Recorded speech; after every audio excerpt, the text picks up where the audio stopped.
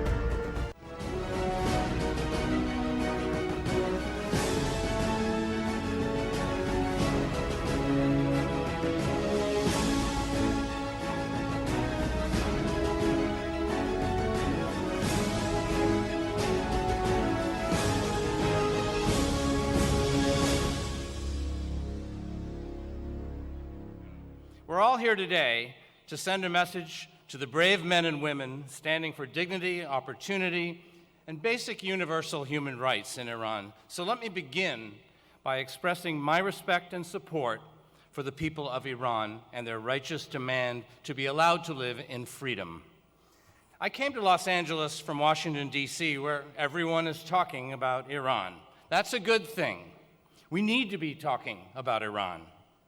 Believe me when I tell you, the regime in Tehran does not want Americans focusing on them. Because the more we focus on the clerical dictatorship in Tehran, the closer we look at how they managed to take over the country after the revolution and stay in power for 40 years, we'll see more clearly how this regime has hidden its crimes against the international community and against any Iranian who dissents from his or her rulers.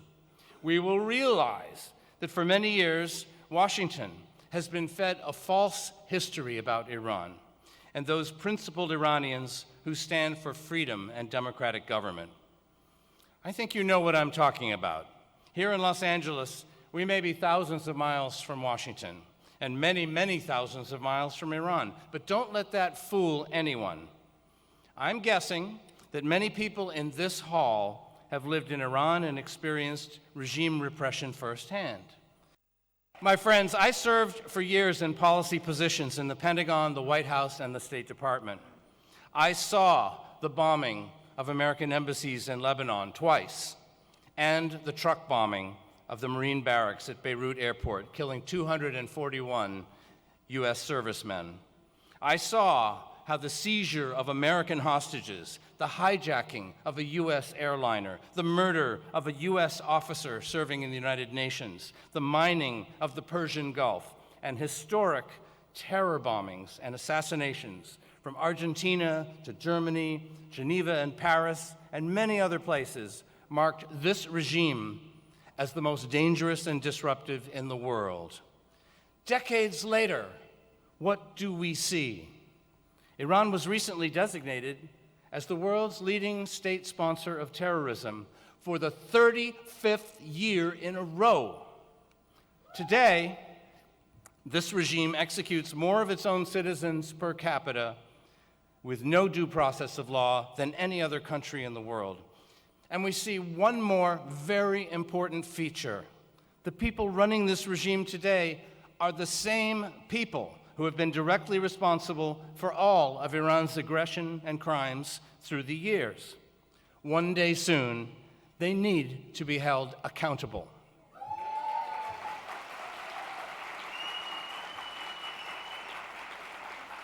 I have a message for all the younger Iranian functionaries on the payroll of the Ministry of Justice or the Revolutionary Guards. Your bosses are guilty of war crimes and crimes against humanity. The people of Iran are demanding freedom. The sovereignty of Iran belongs to the people, not to the corrupt dictators who are using you to stay in power. The leaders are stealing from the people. Now, since the U.S. drone strike on January 3rd that killed the Quds Force commander, Qasem Soleimani, officials and experts and media correspondents in Washington have been talking a lot about this man, just as we all have today. Americans are learning more about how Soleimani targeted U.S. soldiers in Iraq for many years. What was Soleimani's mission? He was carrying out Ayatollah Khomeini's revolutionary project to establish a Shia caliphate across to the Mediterranean Sea, with the supreme leader at the top. That's why Iran built Hezbollah into a heavily armed non-state actor in Lebanon, falsely claiming to be a resistance group against Israel. And today, in the streets of Beirut, the people are demanding an end to Iran's destructive meddling and the corrupt elite that has allowed it to happen. Why did the Quds Force run to Bashar al-Assad's defense in Syria in 2011 when protesters were calling for democratic reform and an end to Assad's brutal repression? Which brings me to Iraq.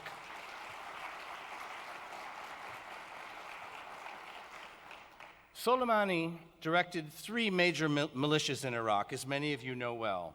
The Iraqi militia leader who was killed along with him a week ago, Abu Mahdi al-Mohandes, led Kataib Hezbollah, the Iraqi Shia militia behind many of the 7 lethal attacks against the People's Mujahideen residents of Camp Ashraf and later Camp Liberty.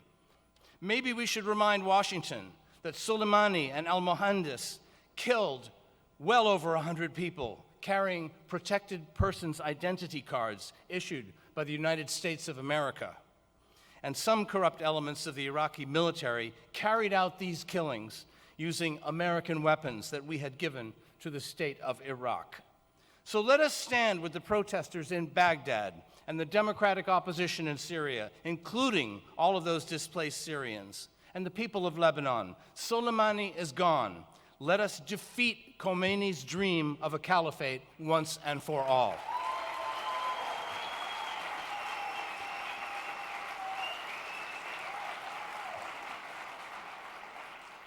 And what about senior figures like Chief Justice Ebrahim Raisi, or Justice Minister Ali Reza Avayi, or Rouhani's previous Justice Minister Mustafa Pur Mohammadi? These and other top regime figures should all be facing charges at the International Court of Justice for their role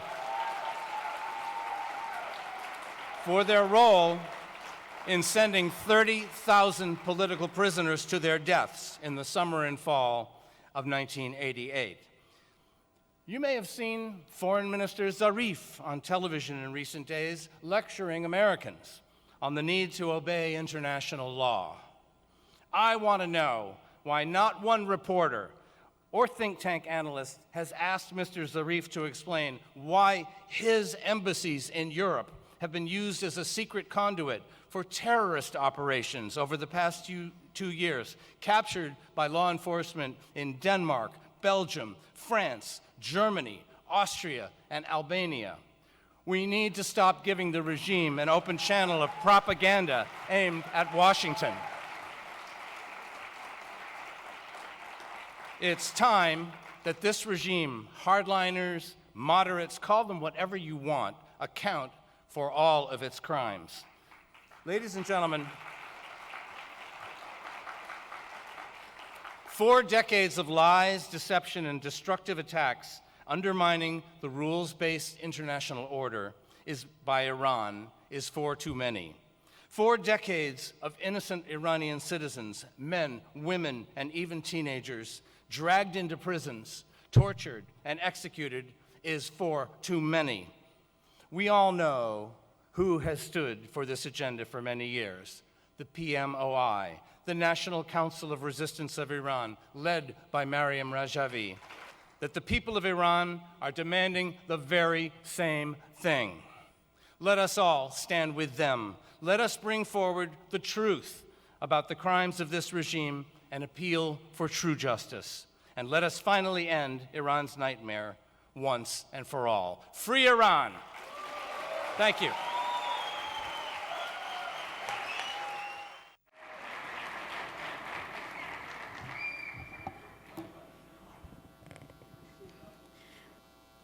I stand before you as a proud Iranian American because we are witnessing a history in the making.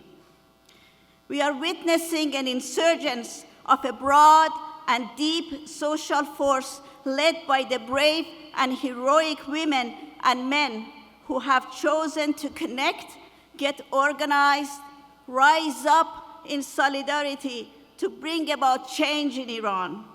They are calling for dignity of life, sustainable development and living standards, social justice, human rights, freedom and equality. Iranian people have recognized the clerical regime in Tehran is the source of their misery. Iranian people have made up their mind. They want one thing, and only one thing: the overthrow of the regime and the establishment of democracy and freedom in Iran.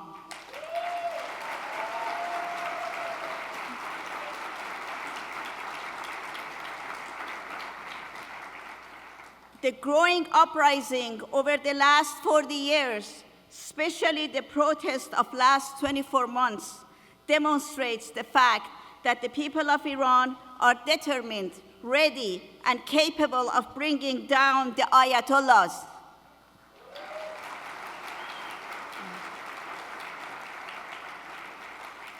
In every protest across the country, women are leading the charge, raising awareness and standing on the front line, shouting, "Down with Khamenei, down with Rouhani." Down with Khamenei, down with Rouhani, down with Khamenei, down with Rouhani. And they shout, "We did not lose our loved ones to stand down now." They continue the legacy of their sisters who fought against the dictatorship of Shah. They stand on the legacy of their mothers, sisters, and daughters whose resistance against backward policies began in March 1979, right after the Ayatollahs took power in Iran. Right after the mullahs hijacked the revolution in 1979, they began with cracking down on freedom of speech, imposing massive discriminatory laws, systematic oppression, and clamped down on women with the infamous motto, either the veil or a hit on the head. Women, in response, started their all-out resistance against this regime, which it has continued to this day. The women of Iran are showing the world they are willing to pay the price for the freedom.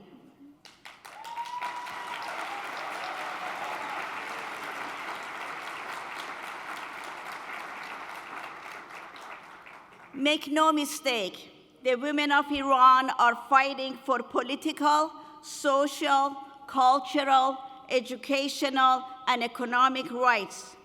And because they are fighting a fundamentalist regime that is inherently misogynist, their movement stands on both equality and freedom.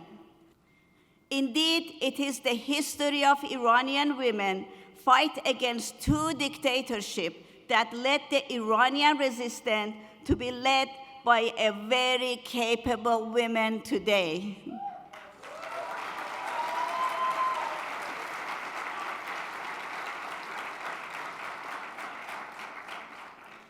Please join me in 1 minute of applause for the brave women of Iran who are in the forefront of the movement to overthrow the ruthless clerical regime. Thank you.